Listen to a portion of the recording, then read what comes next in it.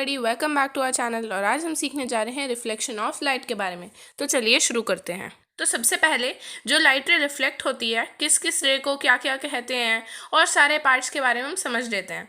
तो सबसे पहले जो लाइट रे सबसे पहले हिट करती है मिरर को, मतलब जो आ रही होती है मिरर की तरफ, वो होती है इंसिडेंट रे। उसके बाद जो रिफ्लेक्ट होकर मिरर को लीव करती है उसे हम कहते हैं रिफ्लेक्टेड रे। और जहाँ पर जो इंसिडेंट रे होती है वो मिरर को हिट करती है उसे हम कहते हैं पॉइंट ऑफ इंसिडेंस। और वहाँ से एक इमेजिनरी लाइन बनाई जा सकती है जो मिरर के परपेंडिकुलर होती है, मतलब मिरर के साथ एक 90 डिग्री का एंगल फॉर्म करती है, उसे हम कहते हैं नॉर्मल। तो अब इसे एक डायग्राम की मदद से समझ लेते हैं। तो ये हो गया एक डायग्राम। तो जैसा कि आप यहाँ पे देख सकते हैं, ये है मिरर।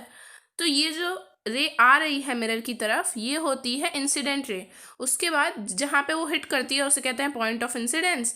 उसके बाद जहाँ पे वो मिरर को लीव करती है उस रे को कहते हैं रिफ्लेक्टेड रे। और ये एक इमेजिनरी लाइन है जो बना रखी है पॉइंट ऑफ इंसिडेंस से, उसे हम कहते हैं नॉर्मल। और ये मिरर के 90 डिग्री पे होती है, मतलब ये मिरर के साथ एक 90 डिग्री का एंगल फॉर्म करती है। तो चलिए अब आगे बढ़ते हैं और समझ लेते हैं कि रिफ्लेक्शन ऑफ लाइट एक्चुअली होता क्या है। तो रिफ्लेक्शन ऑफ लाइट का मतलब ये होता है कि जब कोई लाइट किसी सरफेस को, स्मूथ सरफेस को पे हिट होती है तो वो वापस बाउंस हो जाती है, मतलब रिफ्लेक्ट हो जाती है। इसे कहते हैं रिफ्लेक्शन ऑफ लाइट। तो इसीलिए जो प्रोसेस होती है जिसमें लाइट रेज जो होती हैं वो किसी सरफेस को हिट करती हैं और वापस बाउंस हो जाती हैं, उसे हम कहते हैं रिफ्लेक्शन ऑफ लाइट। तो अब हम समझ लेते हैं लॉज ऑफ रिफ्लेक्शन क्या है। तो दो लॉज ऑफ रिफ्लेक्शन है।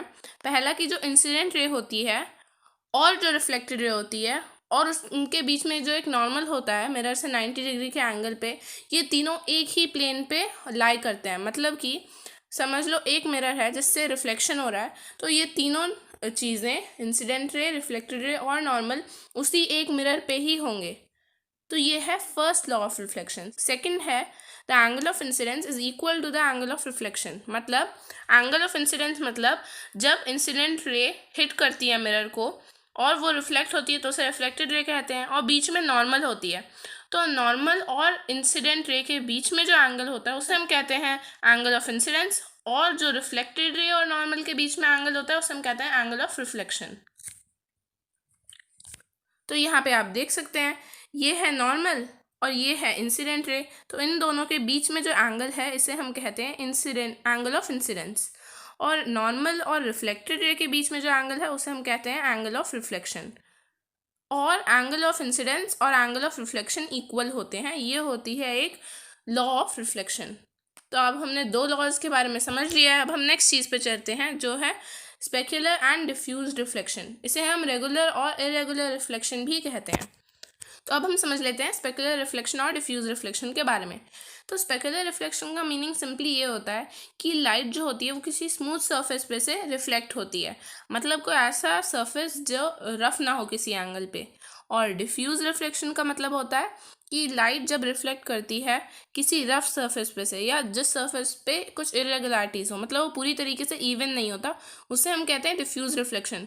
और इस केस में जो लाइट रेज होती हैं, रिफ्लेक्टेड रेज, वो हर डायरेक्शन में जाती हैं, तो वो स्कैटर हो जाती हैं। और लॉज ऑफ रिफ्लेक्शन के बारे में बात करें तो स्पेक्युलर रिफ्लेक्शन में जो दोनों एंगल्स होते हैं, एंगल ऑफ इंसिडेंस और एंगल ऑफ रिफ्लेक्शन, अगर हम नॉर्मल लाइन से मेजर करें तो वो इक्वल होते हैं। और अगर हम डिफ्यूज रिफ्लेक्शन के बारे में बात करें तो हम अगर एंगल ऑफ इंसिडेंस और एंगल ऑफ रिफ्लेक्शन को मेजर करें नॉर्मल पे से तो वो इक्वल होते हैं, पर वो अलग अलग डायरेक्शन में रिफ्लेक्ट होते हैं।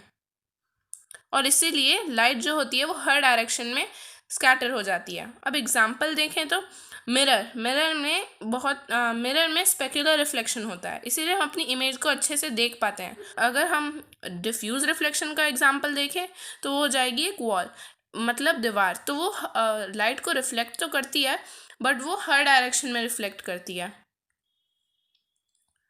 तो ये हैं दो डायग्राम्स। आप यहाँ पे देख सकते हैं कि ये बिल्कुल स्मूथ है, बट यहाँ पे आप देख सकते हैं इसमें कुछ इरेगुलरिटीज़ हैं। तो इसीलिए इसका ये है रेगुलर रिफ्लेक्शन और ये है इरेगुलर रिफ्लेक्शन। और इस रेगुलर रिफ्लेक्शन को हम स्पेक्युलर रिफ्लेक्शन भी कहते हैं और इरेगुलर रिफ्लेक्शन को हम डिफ्यूज रिफ्लेक्शन भी कहते हैं।